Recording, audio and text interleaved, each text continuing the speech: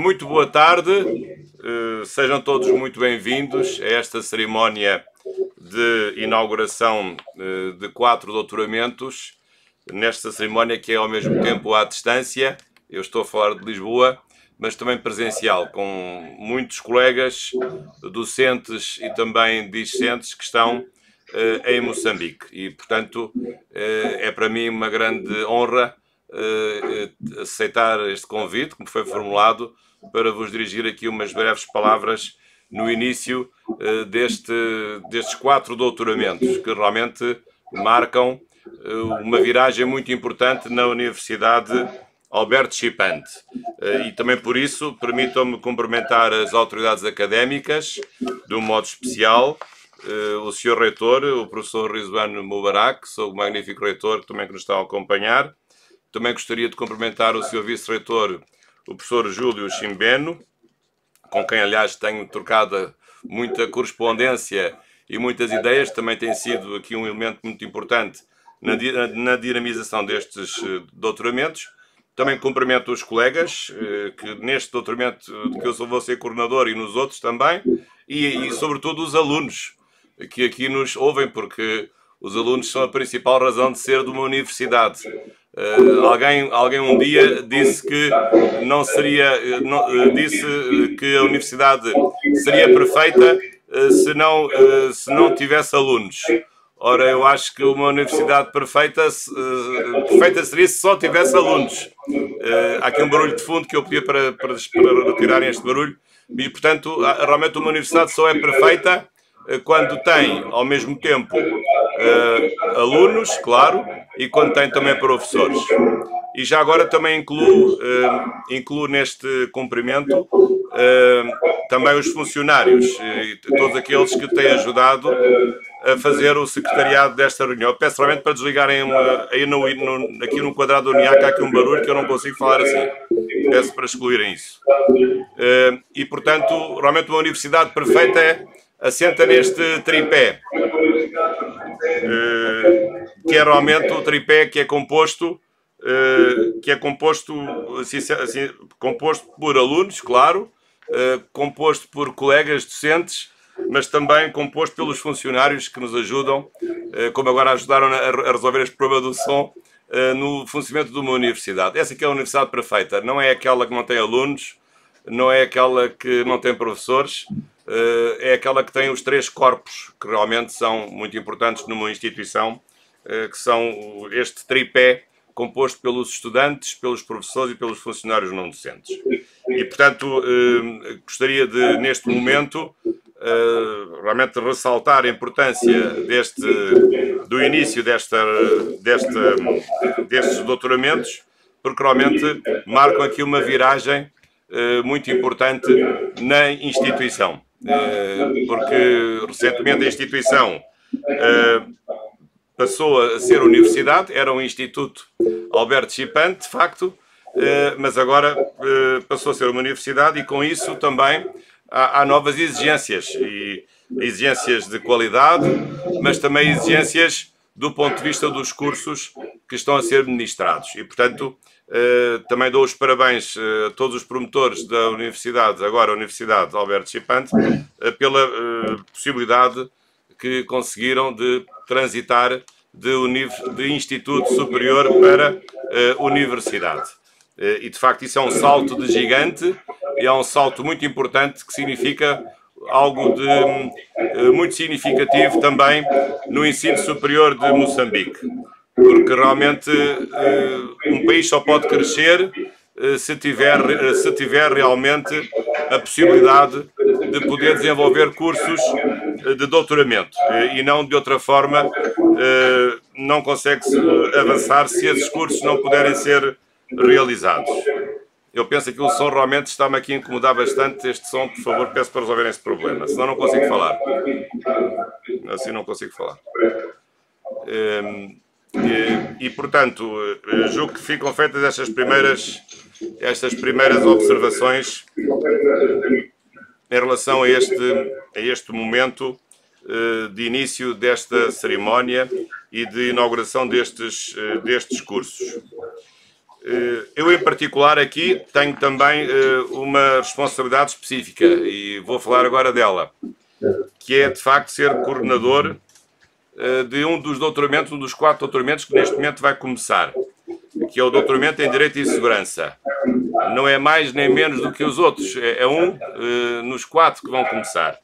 E também por isso agradeço o privilégio que foi dado de também falar, num certo sentido, em nome dos 4 coordenadores e dos 4 doutoramentos que neste momento aqui represento.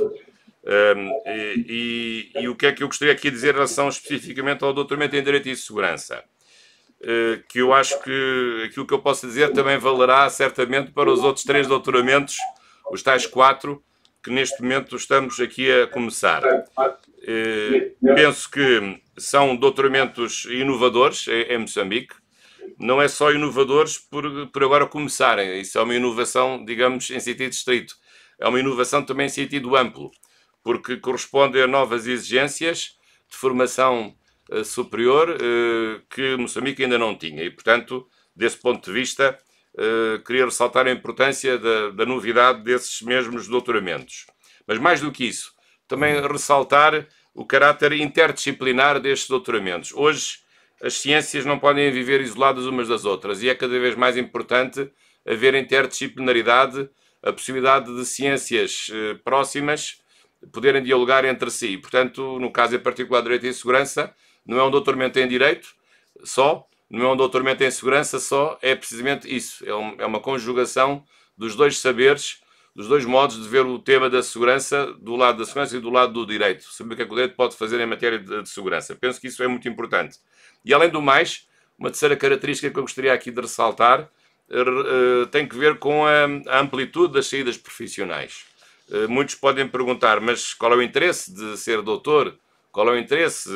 Muitos podem perguntar, mas qual é o interesse de ser doutor?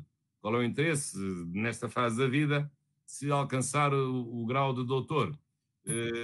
Acho que isso tem muito interesse e tem muito interesse aqui, em particular nestes 4 doutoramentos, porque quem daqui sair doutorado numa destas 4 áreas, em particular Direito e Segurança, ficará habilitado a fazer muito mais por si próprio, pela sua família, pela sua empresa e pelo seu país. E penso que é isso também que é preciso agora ressaltar e também elogiar o esforço dos estudantes que, uns com mais dificuldade do que outros, uns mais velhos, outros mais novos, uns mais afortunados, outros não tanto, mas que tomaram a decisão, uma excelente decisão de, nesta fase das suas vidas, realmente abraçarem esta formação e começarem a fazer este doutoramento.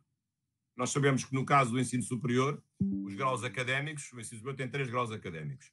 Tem o grau de licenciado, o grau de mestre e o grau de doutor. E, portanto, o grau de doutor é realmente já a quinta essência, o grau supremo que nós podemos ter na formação superior. E, portanto, isso também significa, claro, que quando se é doutor, se é portador de uma particular responsabilidade perante si próprio, a exigência consigo próprio, mas também perante a sociedade e perante a ciência. Portanto, aqueles que daqui vão sair doutorados também têm que ter a noção da sua própria responsabilidade no seio da sociedade e no seio dos seus pares. Mas, portanto, julgo que em boa hora a UNIAC resolveu lançar-se nesta grande aventura, que eu acho que é uma aventura que vai ser muitíssimo bem sucedida, de poder realmente começar estes doutoramentos. E claro que essa aventura terá também as suas dificuldades, os seus desafios, porque é evidente que virão outros a dizer coisas não tão boas sobre o funcionamento do doutoramento, é sempre assim, a rivalidade entre as instituições, em Moçambique, em Portugal, em qualquer parte do mundo. Às vezes também outras coisas que podem acontecer da parte dos estudantes, é às vezes a vontade de desistir, também pode acontecer quando as coisas se tornarem mais difíceis. Às vezes a dificuldade de encontrar material para investigar, sobretudo material bibliográfico, mas a minha palavra, agora de início, dirigindo aos estudantes em particular, é a palavra que é de nunca desistir, não podem desistir. A desistir, esse verbo não existe no nosso dicionário num momento destes. Já recordo-me sempre, quando também me doutorei, já há muitos anos, há 35 anos, ou 30 anos, que também tive muitas vezes vontade de desistir, é inevitável. quando vier a vontade de desistir, lembrem-se sempre daquilo que eu vos estou a dizer agora. Então podem tomar nota. Não podem desistir. E isso é uma coisa que nunca pode acontecer. Mesmo que essa vontade surja, mesmo que a vontade se prolongue por vários dias, essa vontade vai passar. E dias virão, um dia depois, 2 dias depois, uma semana depois, em que a vontade de continuar vai regressar. E, portanto, não podem desistir. Haverá momentos de vontade de desistir, com certeza, que as coisas não estão a correr bem, porque têm dificuldade de estudar, problemas eventualmente que possam ter no plano familiar, no plano profissional, laboral, mas não podem desistir. Mas quando vier esse momento de quererem desistir, acho que devem também falar com as pessoas que vos podem ajudar. Em primeiro lugar, por mim próprio, que sendo coordenador científico deste doutoramento tenho essa função especial, de vos animar, digamos assim, no momento em que queiram desistir, mas também os professores das várias disciplinas, cada doutoramento tem várias disciplinas letivas, ou também os funcionários também têm essa função de acompanhar o esforço dos estudantes e também os dirigentes da própria universidade. E, portanto, queria já alertar-vos para um eventual estado de alma que vos surja, que não seja um estado de alma propriamente de total tranquilidade, mas de um estado de alma em que haverá momentos bons e momentos maus, momentos de grande alegria, como será talvez o momento de hoje. Julgo que só haverá outro momento ainda mais alegre do que o momento de hoje. Qual é que será? É o dia em que se doutorarem. Portanto, acho que aqui, digamos, começamos, se isto for uma curva, digamos, em termos económicos, começamos em alta, hoje começamos lá em cima, o mais alto possível, a curva vai descendo, digamos, no grau de ânimo dos doutorandos, mas depois vai continuar a voltar a subir quando chegar um momento final em que vão ser realmente vão ser beneficiados e lhes vai ser atribuído o grau de doutor em cada uma destas áreas. Mas, portanto, é assim da vida, as coisas começam sempre muito bem, com muito entusiasmo, as pessoas depois podem perder o entusiasmo, mas não devem desanimar. Num certo sentido, um doutoramento também é uma prova de resistência, não de resistência física, mas também de resistência psicológica. Talvez agora menos do que foi outrora. No meu caso, havia outros, aqui há 30 anos, a mentalidade era um pouco diferente. Até se dizia que os professores nunca queriam que mais ninguém se doutorasse para serem eles os únicos detentores do grau académico de doutor.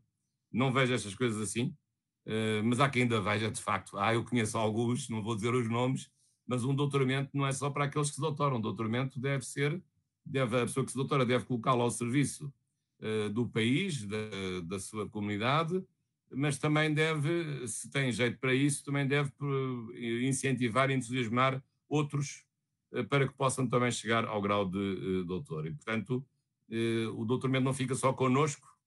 Quando nós nos doutoramos, ficamos com uma responsabilidade perante a sociedade e perante o país, e é isso que é preciso também realçar.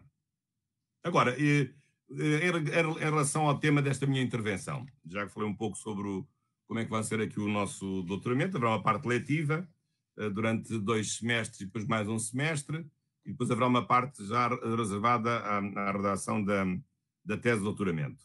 Mas depois em cada curso depois haverá uma melhor explicitação dessas mesmas regras, mas as regras são comuns aos 4 doutoramentos. Mas também me pediram um pouco para falar sobre, e foi esse o título que foi dado a esta minha intervenção, ser doutor, contribuir para a cidadania e para o desenvolvimento. E este parece assim um título um pouco pomposo, se calhar até é, mas não foi com a intenção, mas é sobretudo um título que pretende chamar a atenção para a importância e a responsabilidade que recai sobre quem se torna doutor e, portanto, a responsabilidade que se vai sedimentando e crescendo à medida que o processo de doutoramento se vai desenvolvendo e vai terminando. E de facto há várias coisas que é preciso dizer e que são inerentes a quem se doutora. É verdade que no Novo Testamento, a certa altura, Jesus Cristo dizia muito mal dos doutores da lei. Ainda por cima, no meu caso, eu sou um doutor da lei. Espero que isso não se aplique a mim. Os doutores da lei, que eram, enfim, os fariseus e os escribas, que eram muito rigorosos e que não aplicavam aos outros, ou não aplicavam assim os rigores que queriam ver aplicados nos outros. Mas acho que nós, como futuros doutores, no nosso caso, futuros doutores, vamos ter aqui algumas tarefas e algumas responsabilidades que é preciso levar a cabo. Em primeiro lugar, ser doutor será uma permissão para investigar.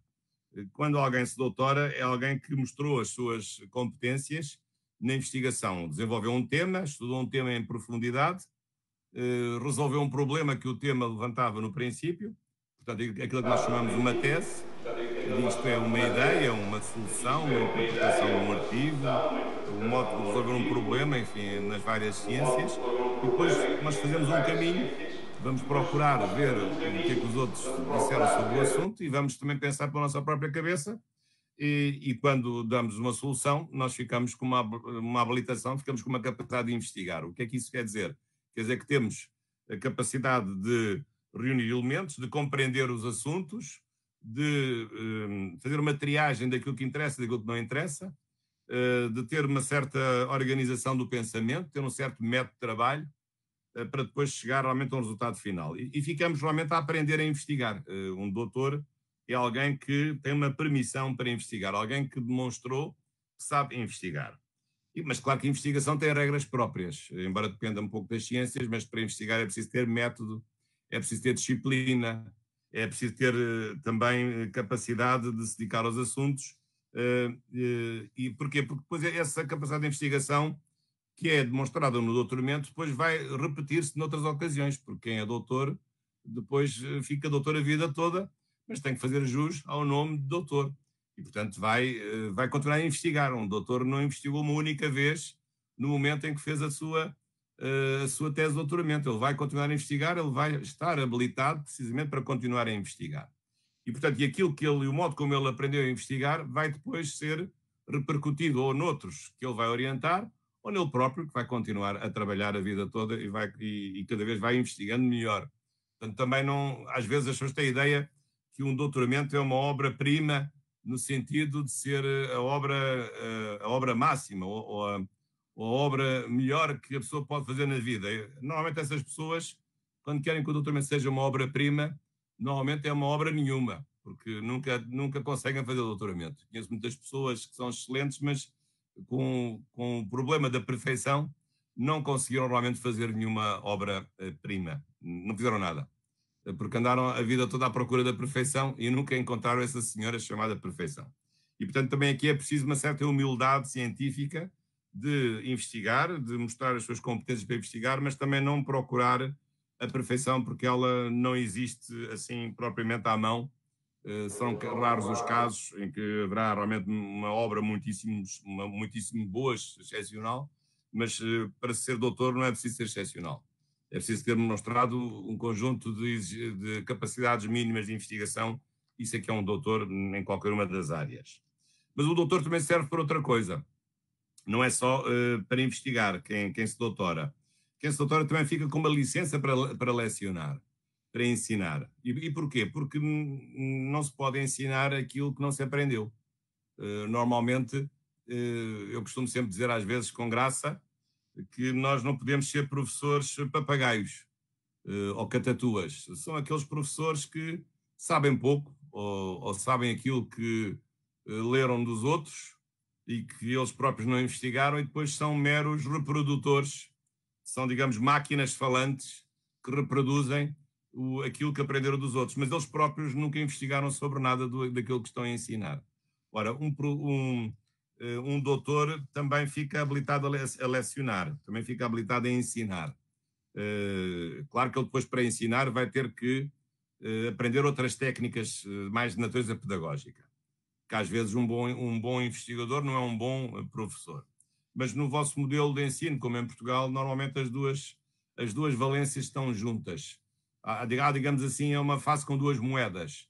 Um docente, um cientista é ao mesmo tempo investigador e também preletor, e também professor. Mas realmente só se pode ser professor se num momento da vida a pessoa mostrou uma capacidade mínima para compreender os fenómenos, para investigar, para os compreender e para ter também ideias novas, ideias originais. Isso depois facilitará com certeza a sua vida de professor. E, portanto, o professor não é apenas aquele que debita aquilo que aprendeu dos outros, o tal papagaio. Os papagaios têm a capacidade de imitar as vozes dos humanos, não é? Mas não sabem realmente o que é que estão a dizer. E às vezes eu vejo aí uns professores são autênticos professores papagaios, porque eles até falam muito bem, até parecem às vezes atores de cinema, vão para as aulas fazer género uma representação teatral, com muitos gestos e com muitas mudanças no tom da voz e com muitos sorrisos para a assistência, como se estivessem a representar, mas na verdade aquilo que eles dizem não tem qualquer substância, porque é aquilo que os outros já disseram e eles não acrescentam nada do ponto de vista do seu conhecimento sobre a matéria. Mas sendo verdadeiros doutores, como muitos aqui haverá daqui a uns anos, estou convencido que isso não vai acontecer e que um verdadeiro doutor nunca será, se for professor, nunca será um papagaio, nem uma catatua, mas será um verdadeiro professor que tem autonomia de pensamento e que sabe o que está a lecionar, que é produto também do seu próprio esforço. E depois também é muito importante que um doutor não é um ser isolado na sociedade. Portanto, um doutor tem com certeza uma permissão, uma capacidade para investigar, tem uma licença para lecionar, mas também tem um dever moral e social de intervir na própria comunidade científica. Intervir como? Ou participando em projetos de investigação, ou participando em iniciativas de gestão, de criação de novos cursos.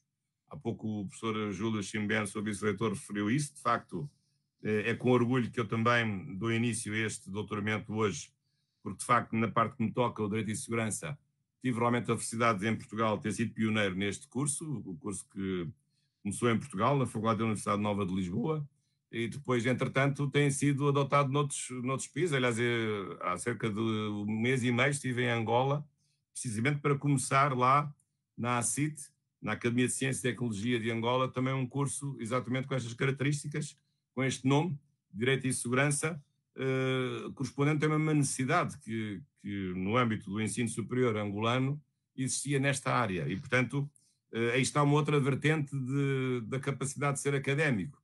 Não é só ser professor, não é só ser investigador, mas também ser empreendedor. Empreendedor de coisas novas, de novos cursos. Claro, neste caso, um curso de doutoramento tem melhores exigências, mas quem fala de doutoramento fala em mestrados, fala em pós-graduações, fala em cursos de especialização. E, portanto, tenho eu próprio também procurado nesta área nova que tenho desenvolvido, além de outras, direito constitucional, direito social público, direitos humanos, noutras áreas, direito fiscal também tem sido a minha área, mas nesta área do direito e segurança, de facto, também, sendo doutores, além de investigar e de lecionar, certamente também que vamos ser empreendedores e vamos ter uma intervenção a dizer e a fazer no âmbito das nossas comunidades, quer comunidades científicas, comunidades das nossas cidades, das nossas universidades ou até do nosso país. Portanto, era esta, digamos, o outro aspecto que eu gostei aqui de sublinhar do que é que resulta da qualidade de ser doutor, quando a alcançarem daqui a uns anos. Já estou a adiantar o futuro, que é para vos animar a que possam lá chegar sem desfalecimento, sem desistência, nem esmorecimento. Isso é que não pode ser. Bem, mas esse percurso, vamos lá ver, o percurso de chegar ao grau de doutor, daqui a o que está previsto é 3 anos, às vezes não se consegue em 3 anos, mas é um percurso que tem algumas pedras pelo caminho, tem algumas armadilhas, tem alguns alçapões. E nem tudo vai correr bem, certamente. Haverá coisas que podem correr mal. Já vos referi a algum aspecto que pode correr mal do ponto de vista geral, a ideia da desistência, da pessoa não se sentir capaz de conseguir. Mas o que é importante é, agora vendo as coisas mais concreto, quais são os riscos deste percurso de doutoramento que é preciso evitar. Desde logo é não cair nos facilitismos, porque há pessoas que pensam que ser doutor é um título que se coloca depois no seu cartão de visita e que lhe permite depois ganhar mais dinheiro como advogado ou como um outro profissional qualquer, ou como engenheiro, ou como economista, ou como politólogo, etc. E, portanto, sou doutor agora, o resto não interessa, interessa é que com este título eu vou ser reconhecido socialmente e vão pagar mais. Isto é uma visão muito redutora daquilo que é ser doutor e não corresponde à essência das coisas. É verdade que isso pode acontecer, com certeza, e isso é bom, mas isso é ver as coisas do lado fácil. Eu gostaria que nós pudéssemos ver este assunto do lado difícil e não entrar na lógica do facilitismo, que é a pior coisa que pode acontecer numa carreira num percurso de doutoramento, é o facilitismo. é fazer as coisas pelos mínimos. Não, nós não fazemos as coisas pelos mínimos. Eu nunca fiz isso. Sempre lutei contra essa mentalidade mesquinha de fazer as coisas pelos mínimos, de não fazer as coisas bem feitas, de não levar toda a dedicação possível e entusiasmo possível àquilo que nós estamos a fazer, desde as tarefas do dia a dia mais corriqueiras, mais comezinhas, até a esta tarefa que é muito importante, realmente fazer um doutoramento como deve ser, não um doutoramento sem facilitismos. E agora em que é que se concretiza essa ideia do doutoramento não poder ser um doutoramento de facilitismos? Bem, desde logo, um doutoramento em que a pessoa se vai apetrechar devidamente com os elementos de estudo necessários. E aqui apelo também para a própria UNIAC, claro, para também cumprir as suas responsabilidades de ter uma biblioteca devidamente apetrechada para que os alunos possam estudar. Mas com certeza que nem todos os livros que vão precisar estão na biblioteca da UNIAC, isso será impossível, virtualmente impossível.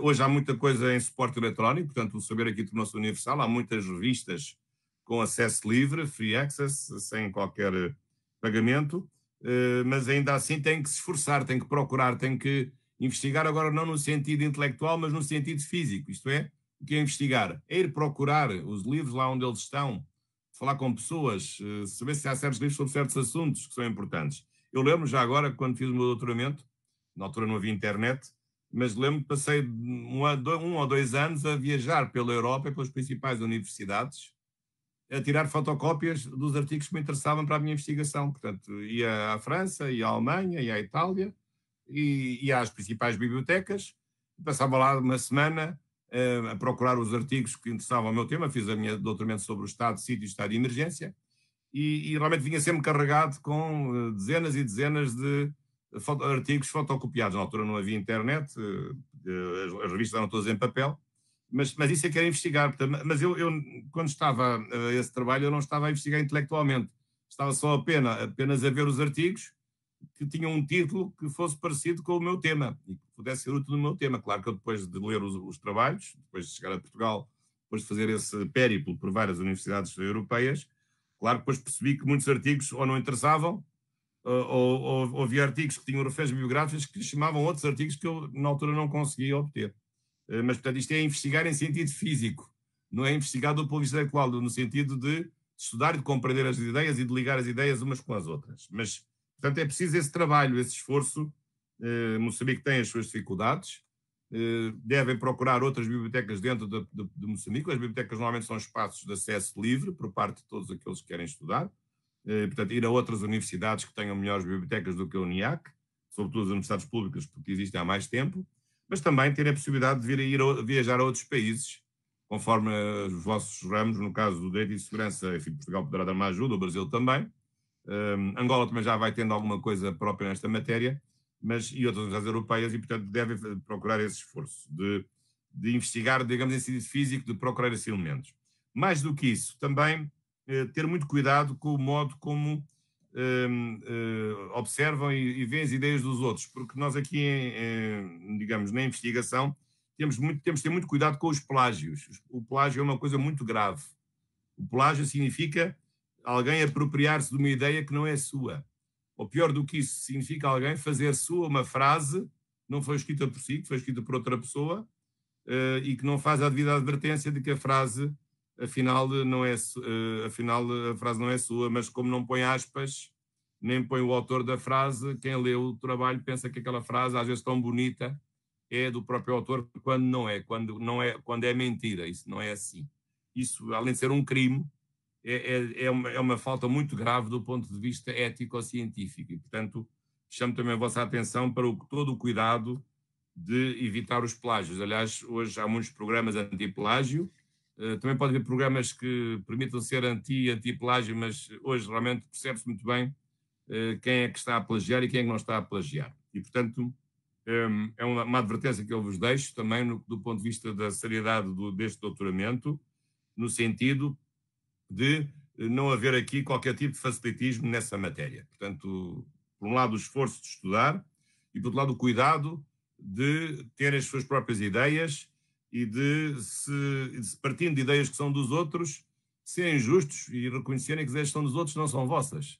Nós temos poucas ideias próprias. Verificarão depois, no fim do doutoramento, às vezes até pode nem haver uma ideia original, mas basta que tratar de um tema de uma forma muito especial, já é um grande avanço para a ciência. Se todos os doutoramentos fossem originais, então realmente haveria muito poucos, assim como há muitos poucos prémios Nobel, também há pouquíssimas teses que sejam absolutamente originais, porque a originalidade não é uma coisa infinita. Mas tem que haver a demonstração capaz de autonomia de pensamento e de investigação. Mas, portanto, isso depois estará no vosso código de conduta da universidade, mas é preciso também ter muito cuidado com a questão dos plágios, porque tenho visto realmente nos últimos tempos a multiplicação desses plágios. Em Moçambique já vi, em Angola também já vi, em Portugal já vi muito mais, no Brasil também já vi muito mais, e, portanto, não vale a pena correr esse risco, porque normalmente quem faz um plágio normalmente arruína imediatamente a sua carreira, não só a sua carreira de futuro doutor, que já não vai ser, como ainda por cima muitas vezes arruína a sua carreira de professor, porque se ele está a doutorar e já é professor, um professor que vai plagiar para o seu doutoramento também vai deixar de ser professor, não tem quaisquer condições de continuar como professor. E, portanto, deixo aqui esta advertência, não para assustar, não estou aqui para assustar ninguém, mas estou para recordar aquilo que é elementar do ponto de vista ético, porque não é possível fazer um doutoramento sem cumprir regras morais e regras éticas que nos devem orientar. Mas mais do que isso, quais são outros riscos que também às vezes podem sofrer? Este é o risco do facilitismo, digamos assim. Tentando aqui fazer aqui uma pequena teoria sobre os riscos que podem realmente afetar o trabalho do investigador e do doutorando. Há outro risco muito sério, que é o risco de a pessoa se fechar em si própria e de não ter capacidade de diálogo com outras pessoas. Claro que aqui o mais importante diálogo é com o orientador. Às vezes é verdade que os orientadores às vezes não querem dialogar com os seus orientandos, é verdade. Ou porque não têm tempo, ou porque não têm paciência, ou porque têm orientandos a mais, ou às vezes os orientandos também são um bocado chatos com os orientadores, há de tudo. Ou às vezes o orientador não simpatiza com o orientante, também pode acontecer, e vice-versa, somos humanos, simpatizamos mais com outros, mas se estamos numa posição profissional, o professor aqui não tem simpatias, não... Claro que humanamente um professor simpatiza sempre com mais uns alunos do que com outros. Aliás, como é a vida em comum, é sempre assim. Mas nós, como estamos numa função profissional, temos que ter o mínimo de capacidade de diálogo com todos os nossos orientandos e nossos alunos. É assim que isso funciona. Mesmo que às vezes possamos não gostar de certos aspectos da sua personalidade, ou da sua maneira de vestir, ou do seu modo de ser, ou das suas ideias, não interessa. Mas academicamente são todos iguais. Mas, de facto, o aluno, o doutorando, tem que ter a capacidade de dialogar com o seu orientador, e este também com ele, portanto, estar aberto a ser corrigido pelo seu orientador. Às vezes há doutorandos, e falo de experiência já longa, que meteram umas ideias na cabeça e não querem ser corrigidos pelos orientadores, e às vezes fazem o pior possível, que é o quê? Evitam falar com o orientador, portanto, vão atrasando o diálogo com o orientador, e depois, no fim, querem apresentar uma tese como se fosse um facto consumado, sem nunca o orientador ter orientado coisa nenhuma. E às vezes isso pode ser um desastre. Se é verdade que às vezes o orientador pode agradecer, porque não teve que orientar nada, porque a pessoa que fez o trabalho fez-o bem, pode acontecer o contrário, que é um grande desastre, que é o orientando quis fazer as coisas por conta própria, porque achava que o orientador não sabia de nada ou só ia atrapalhar a vida. Eu quis lá fazer as suas coisas da melhor maneira, mas depois, no fim, quando apresentou o trabalho, aquilo era uma porcaria.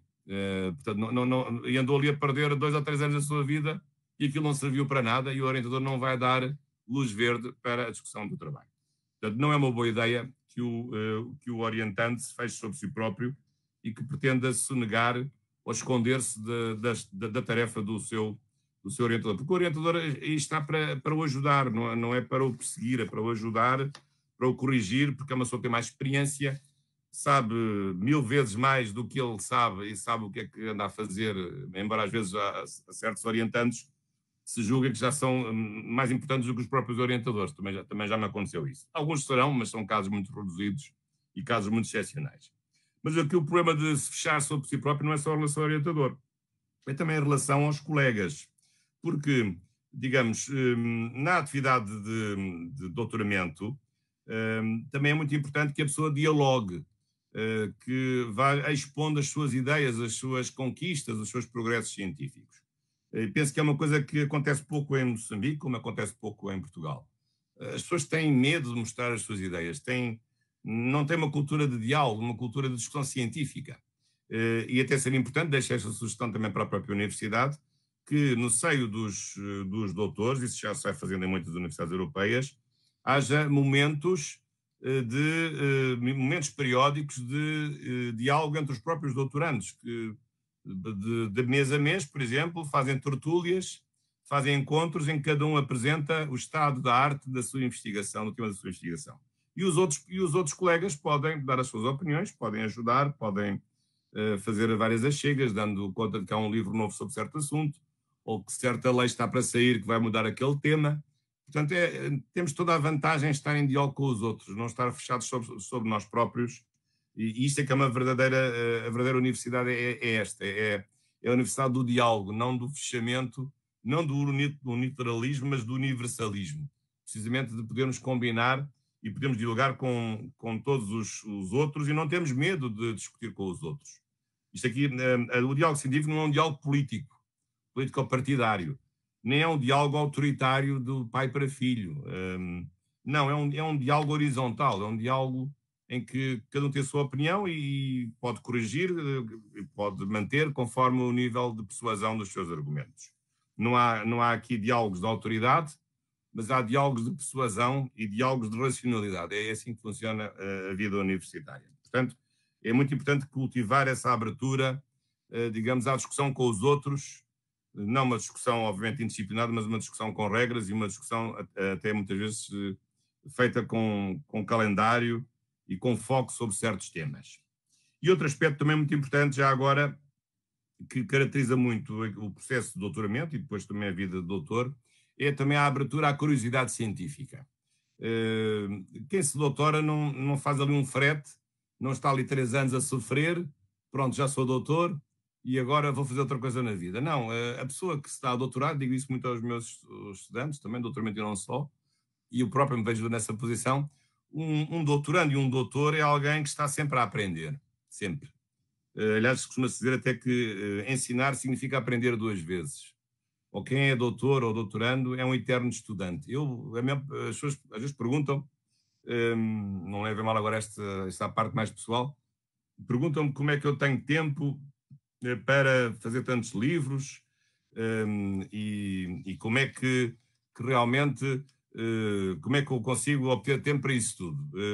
Bem, há 2 coisas muito importantes. É realmente a capacidade de organização, nós sermos organizados, às vezes não se pareça muito, mas é preciso termos um método de trabalho, cumprirmos calendários, cumprirmos horários, sabemos o que é que andamos a fazer, estabelecemos nossas prioridades, mas ao contrário do que as pessoas pensam, um professor e um investigador, eu mais ou menos metade do meu tempo de trabalho, vocês pensam que é só escrever. Não, não é só escrever, não é só dar aulas, é ler o que os outros escrevem, porque nós só podemos escrever alguma coisa depois de ter lido o que os outros escreveram sobre o assunto.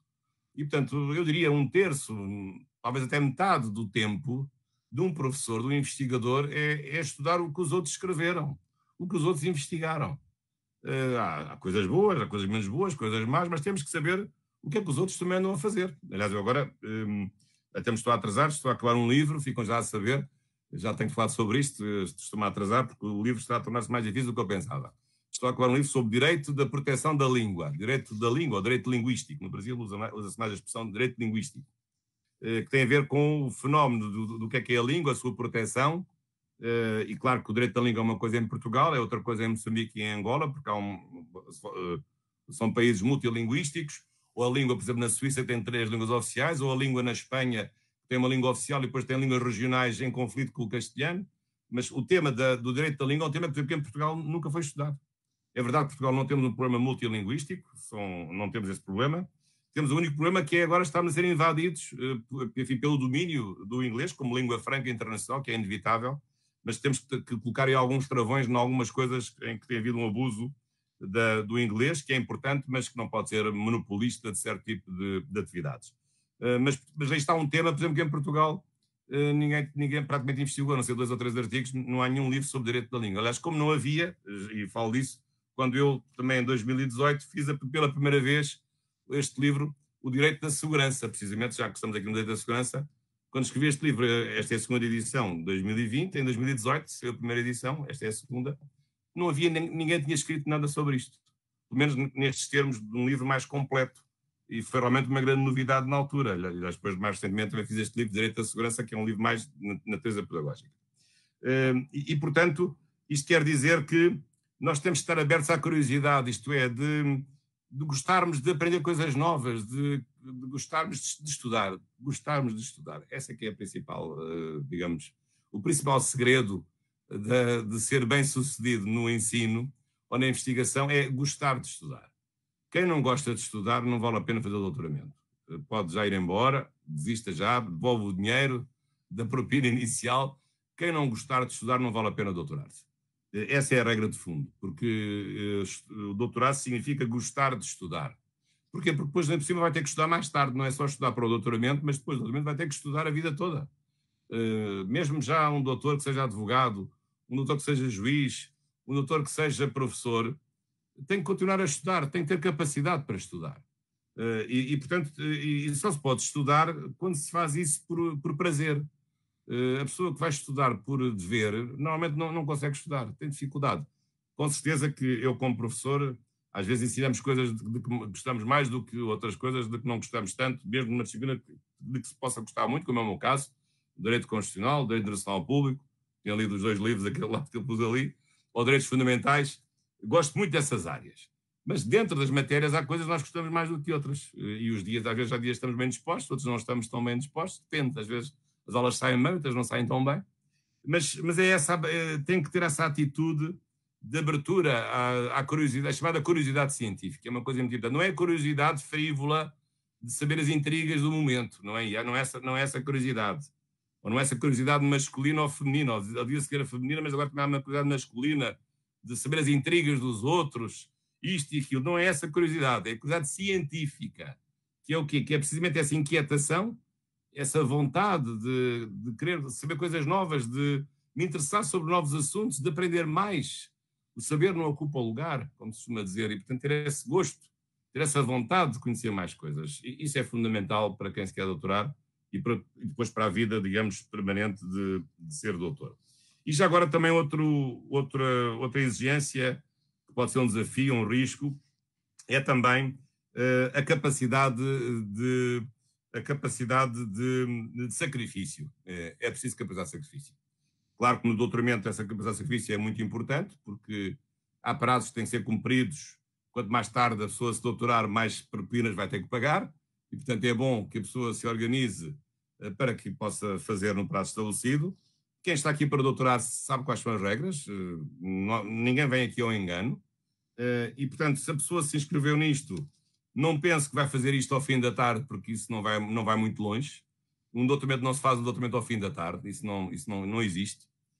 E portanto, a pessoa que optou por fazer um doutoramento tem que renunciar a algumas coisas na vida, tem que trabalhar menos na sua profissão, passa a part-time, tem que ter mais tempo para estudar, tem que renunciar a alguns prazeres da vida, menos férias, menos viagens, menos coisas de divertimento, mas isto é um período da vida, que não será eterno, serão 3 anos, em que é preciso o maior esforço e capacidade de sacrifício, que é isso muito importante para fazer um doutoramento. Depois do doutoramento será diferente, mas essa capacidade de sacrifício também se aprende, também é uma coisa que se treina. Como um atleta tem quem quer ser maratonista, ou quem quer ser sprinter dos 100 metros tem que treinar todos os dias, para depois dali a 4 anos, nos Jogos Olímpicos, ganhar os 100 metros na prova dos 100 metros, não é? Mas não se pense que se consegue ganhar essa prova se não se treinar todos os dias. E aqui é preciso treinar o quê? A capacidade também de sacrifício e de esforço, e de muitas vezes não nos apetecer estudar, mas nós conseguimos estudar porque fazemos um esforço para contrariar essa nossa vontade de não querer estudar, mas vamos estudar. Bebemos um copo de água ou um copo de outra coisa qualquer, cada um depois inventa os seus métodos, ou põe música, ou faz qualquer outra coisa, mas tem que realmente ter uma capacidade de se dominar a si próprio, domesticar as suas vontades, digamos, indomáveis, para realmente levar à frente a sua própria missão. Portanto, essa capacidade de sacrifício. Reparem que o sacrifício não quer dizer sofrimento. Também as pessoas pensam sacrifício, mas eu não quero sofrer. Não. Mas o sacrifício não é sofrimento. O sacrifício é uma coisa, esforço, sacrifício é uma coisa. O sacrifício é uma forma mais forte de esforço. Mas o sacrifício não quer dizer sofrimento. Pode haver, às vezes, momentos em que o sacrifício se torna sofrimento, pode. Mas isso é em tudo na vida, em qualquer profissão isso acontece. Também acontece na fase de doutoramento, aí sim. Mas julgo que é muito importante que o sofrimento não se transforme em sacrifício, mas às vezes pode haver alguns momentos também de sacrifício. Esse aí é que nós vamos esperar que realmente não sejam muitos, sob pena de realmente o processo de doutoramento se tornar bastante, digamos, indesejável e bastante, digamos assim, repugnante. Não é isso que se pretende. Bom, eu ainda queria aqui, só para terminar, falar-vos um pouco também da importância da vossa escolha, que é de estarem aqui como doutorandos. É uma escolha realmente mais importante do que vocês pensam, e eu agora falo em particular para Moçambique, como falaria se fosse em Portugal, para português para Portugal.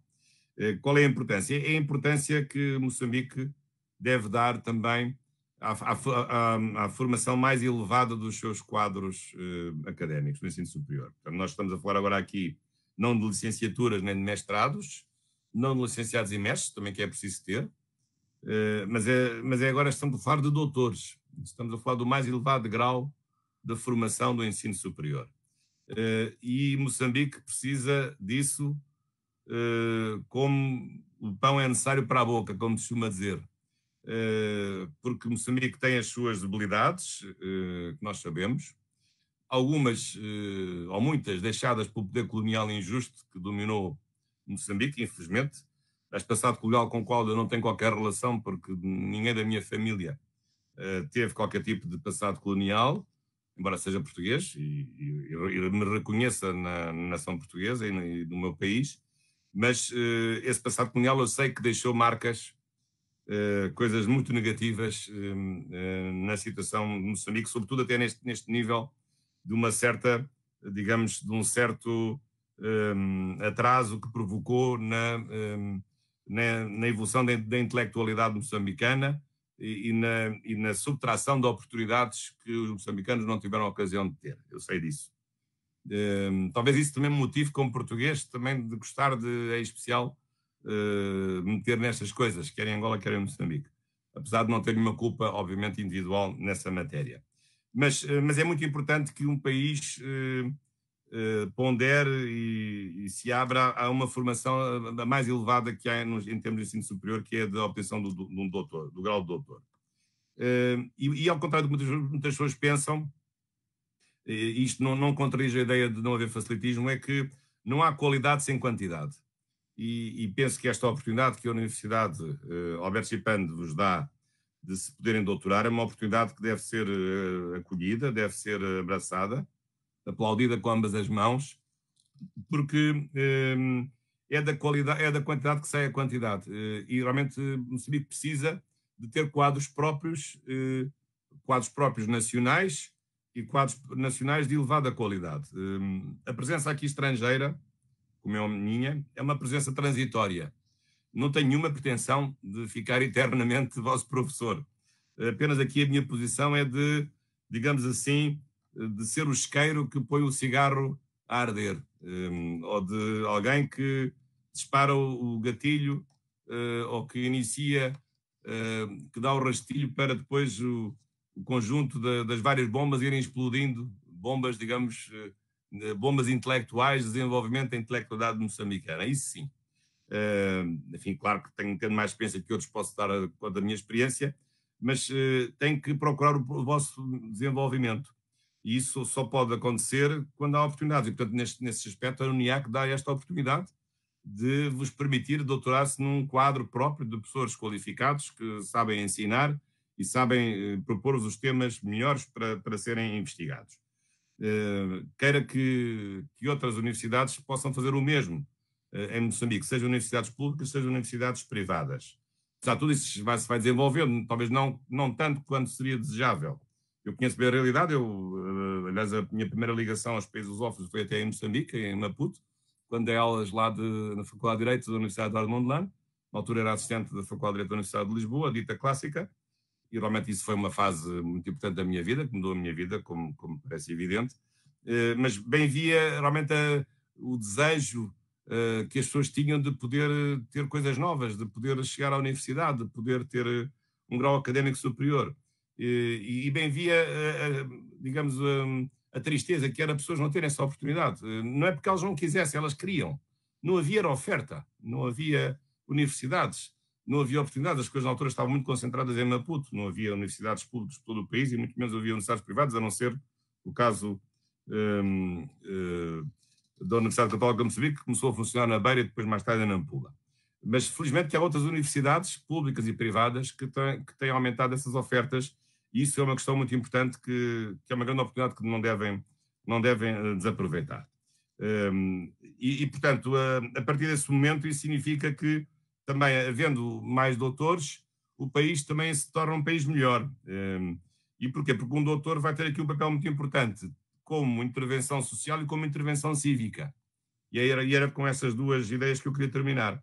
Social, porque é uma pessoa mais habilitada, portanto sabe compreender melhor do que ninguém os problemas sociais na sua área de intervenção, na ciência económica, na engenharia, na agropecuária, na biologia, nas ciências médicas, no direito, nas ciências sociais, nas ciências políticas, e portanto é uma pessoa que está mais habilitada e pode dar um contributo para que o país tenha as melhores decisões e para que o país conheça melhor os seus problemas e possa resolver melhor os seus problemas.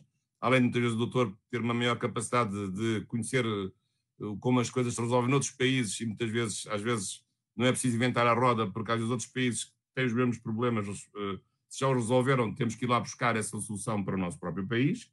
Isso por um lado, portanto, do ponto de vista da intervenção, digamos, social de um país que fica melhor se tiver mais músculo intelectual, digamos assim, e é o doutor que tem esse músculo mais do que um mestre ou que um licenciado. E por outro lado, também, um doutor também é alguém que tem uma especial responsabilidade de intervenção cívica. E não é agora do ponto de vista necessariamente político ou partidário, embora também possa ter, mas é sobretudo alguém que sabe que tem um dever perante a sociedade, por vezes de devolver à sociedade aquilo que a oportunidade que a própria sociedade lhe deu, seja maior ou menor, conforme enfim, que se pagou mais ou se pagou menos pelo grau académico que teve de obter, as propinas, estou a pagar no sentido de propinas, como é óbvio, não noutros sentidos ilícitos, mas também tem que ter uma capacidade de intervenção cívica, de dar uma resposta, não só social, mas também uma resposta à comunidade política de como é que se devem resolver certos problemas. E, portanto, creio que se Moçambique tiver mais doutores em todas as áreas, será um Moçambique mais forte, mais intelectual e que com maior capacidade de resolver os seus problemas. Sabemos que Moçambique já passou por fases muito difíceis, eu lembro-me disso quando aí estive como cooperante, na altura lembro-me de Moçambique, na fase final da Guerra Civil, era dos países mais pobres do mundo, chegou a estar, penso, na lista dos 5 países mais pobres do mundo. Hoje isso não é assim, felizmente, Moçambique progrediu muito, entretanto as coisas nos últimos tempos não têm corrido muito bem, devido a vários fenómenos, não me estou a referir aos fenómenos dos últimos meses, mas de alguns anos a esta parte, mas penso que acho que há que ter esperança no horizonte, porque realmente Moçambique conseguiu libertar-se dessa cauda dos países mais pobres do mundo e tem um conjunto de potencialidades económicas, mas também humanas, que só tem que aproveitar e desbravar. E, portanto, nesse aspecto, obviamente que aqui a Universidade Alberto Chipande, e graças ao empreendedorismo também dos seus dirigentes, em particular do seu magnífico reitor e também do Dr. Júlio Chimbene e outros colaboradores desde a primeira hora, acho que graças também a esta universidade, esse mérito e esse engrandecimento de Moçambique será possível, e por isso também, uma vez que são pessoas que me suscitam toda a confiança na sua seriedade e na sua capacidade de trabalho e de organização, eu próprio também me dispus, já nesta fase, digamos, do entardecer da minha vida, também de aqui estar e também de me colocar à frente deste doutoramento, enfim, dando o melhor de mim mesmo para que isto possa ser um êxito. Claro que Mandarinha não faz a primavera, este doutoramento, sobretudo Direito e Segurança, não é o meu doutoramento, não é? É o doutoramento de todos os professores que comigo vão lecionar, é o doutoramento também dos alunos que vão aprender connosco, e vamos ser certamente uma família, é isso que nós desejamos.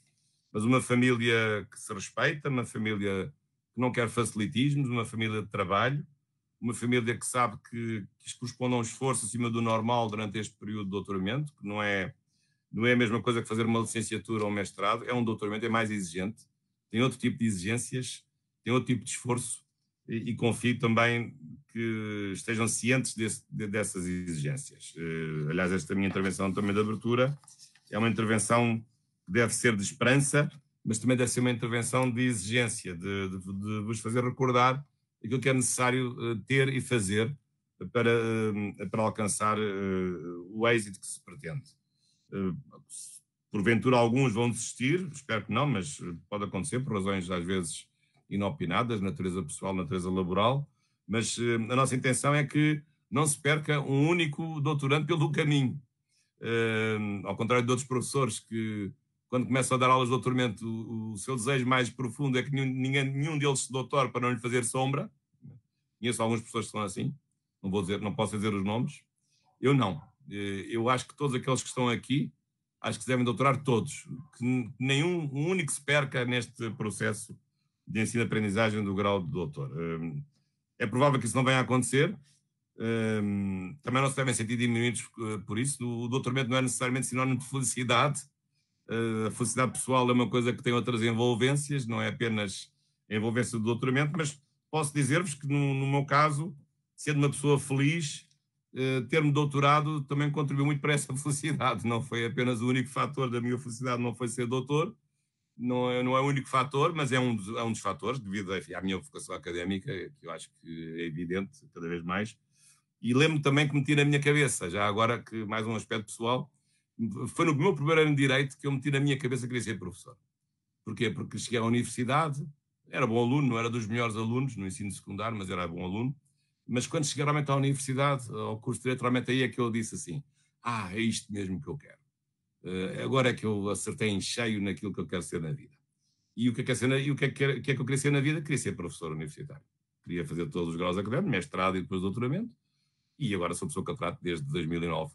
E acho que é isto mesmo, esta é a minha vocação, realmente, mais do que qualquer outra. Também sou advogado, também sou árbitro em arbitragens públicas e privadas, enfim, também sou escritor de livros, outras coisas assim, mas, na verdade, era realmente aqui a docência, tenho que reconhecer, a docência aliada à investigação, as duas coisas que estão sempre a par, realmente corresponde à vocação central da minha vida. Não vou agora falar dos aspectos mais pessoais, mas realmente do ponto de vista, digamos, profissional, esta de facto foi a minha verdadeira vocação, sendo certo que o jurista pode ter várias profissões, eu tenho tido, mas realmente aquela em que eu me tenho mais realizado, até em detrimento de outras que poderiam dar muito mais dinheiro do que dão. Na verdade, a advocacia dá mais dinheiro do que ser professor, é isso, sem dúvida, mas tenho renunciado a muita advocacia que podia dar 10 vezes mais dinheiro do que aquilo que eu ganho, não é muito, mas acho que mas é mais isto que gosto de fazer do que propriamente a advocacia em certos aspectos. Não que não faça, mas há certo tipo de advocacia de que não gosto muito, embora pudesse dar muito mais dinheiro do que ser professor universitário, mas eu sou feliz assim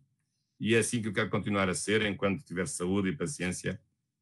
E, portanto, também ficam a saber que podem aqui encontrar a vossa verdadeira vocação ao terem escolhido realmente este doutoramento. Pode ser um caminho de felicidade definitiva que ainda não tenham descoberto, mas que agora vão descobrir. Sobretudo a ideia de que vão descobrir coisas novas, vão descobrir soluções para problemas que achavam que não tinham solução, ou vão encontrar novas matérias que eram inesperadas. Olha, o caso deste livro que eu estou agora a acabar de escrever, Direito da Língua.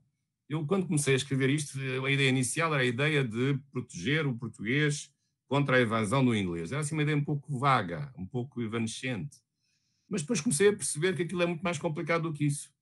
E países têm problemas muito diferentes de Portugal, e acabei por realmente me apaixonar por um tema novo em Portugal, um tema difícil.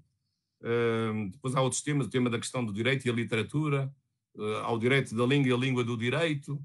Há vários, enfim, não vou tratar de todos os temas, mas só de uma parte desses temas, mas é um tema realmente, é um tema novo que realmente estou a estudá-lo como se tivesse 21 anos ou 23 anos, com todo o entusiasmo, como se estivesse a fazer uma tese, numa coisa nova, pela qual me tivesse apaixonado. Acreditem que é nessa posição em que me coloco.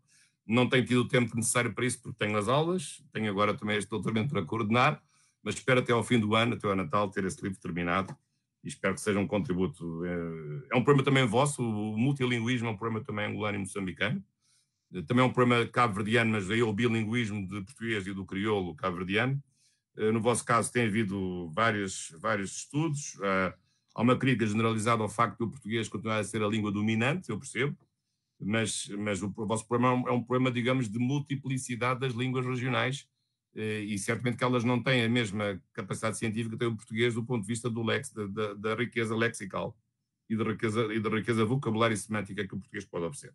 Mas isso é outra questão. Daqui a um ano, talvez, vai a Moçambique falar sobre os aspectos linguísticos, da proteção linguística, que já vai haver nas vossas escolas das línguas regionais. Não de todas, mas de algumas línguas ditas nacionais, que são, na verdade, regionais.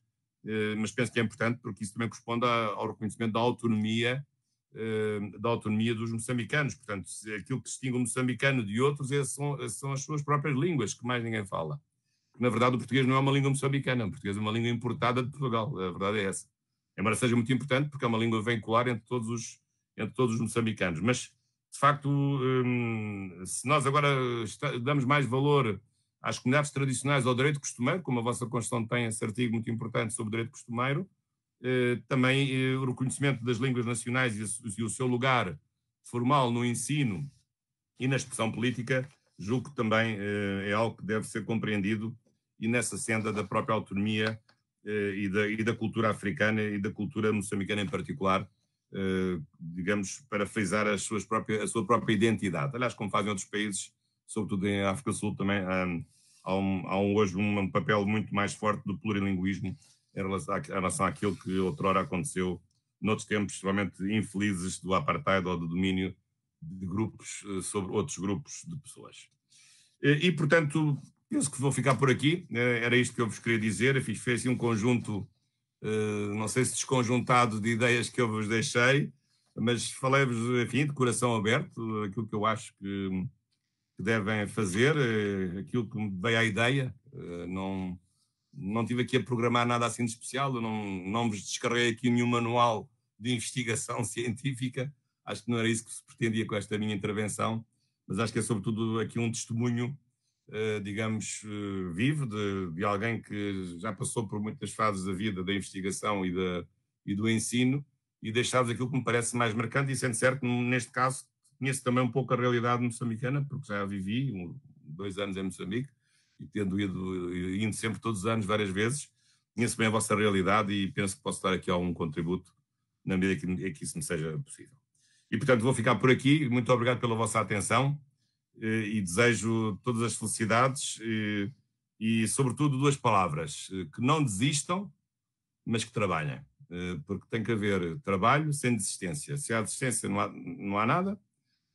Mas se não desiste, mas também se não trabalhar, também não há nada. Portanto, mas isto é para levar a sério. Isto é uma coisa de grande responsabilidade. Isto não é um mestrado, isto é um doutoramento. É muito mais exigência. E, portanto, penso que é importante que todos estejam cientes da responsabilidade que carregam também sobre os vossos ombros, porque a pior coisa que pode acontecer é doutorarem-se e depois os outros não vos reconhecerem como verdadeiros doutores. Serem doutores da mula russa, como se costuma dizer, uma expressão assim portuguesa muito antiga, ou serem doutores de aviário. Isso é que não pode ser. A pior coisa que há é haver um doutor de aviário. Um doutor tem que ser um doutor pleno, com capacidade, que não envergonhe ninguém, e sobretudo não envergonhe a universidade onde se doutorou, e não envergonhe os outros colegas com os quais ele também se doutorou e de cujo grupo fazia parte, e os seus próprios professores, e agora a mim próprio. Que não, por favor, que não façam tudo para que não possam envergonhar ninguém, nem o vosso próprio amor próprio. É isso que eu peço, e é preciso, isso é exigente, isso custa, dá trabalho, dá dores de cabeça, dá momentos de tristeza e desânimo, dá tudo isso, mas no fim vão ver que vai ser compensador. Acreditem que vai ser compensador. E mais uma outra coisa, e vão verificar que quando vão começar a escrever, quando não escreveram nada, ficam com a ideia de que estão a entrar numa missão impossível. Mas depois lembrem-se, passado 3 ou 4 anos, como aquilo, quando não havia nada, há agora 300 ou 400 páginas de uma coisa bem feita e que é inteligente, e que vejam como o espírito humano realmente pode produzir coisas. Quando há 4 anos não havia nada escrito e 4 anos depois há uma tese boa que foi bem avaliada pelo júri. Isso é uma grande satisfação, e isso significa que o ser humano também tem capacidade de progresso, que pode progredir. Sempre acreditei nisso. O progresso está ao alcance de todos, de todas as condições sociais e culturais, e Moçambique não pode ficar fora desse progresso e, portanto, esta universidade também tem aqui esta responsabilidade desta aventura de organizar estes doutoramentos e também de garantir aos seus doutorandos que estará ao seu dispor, como também os professores devem fazer, para que possam prosseguir os seus estudos e completar com êxito o seu processo de doutoramento. É isso que todos desejamos. Muito obrigado e muito boa tarde. E agora, mãos à obra. Eu agora daria a palavra, não sei se alguém, ao professor Júlio Chimbene, não sei se alguém queira continuar ou se querem que eu desligue.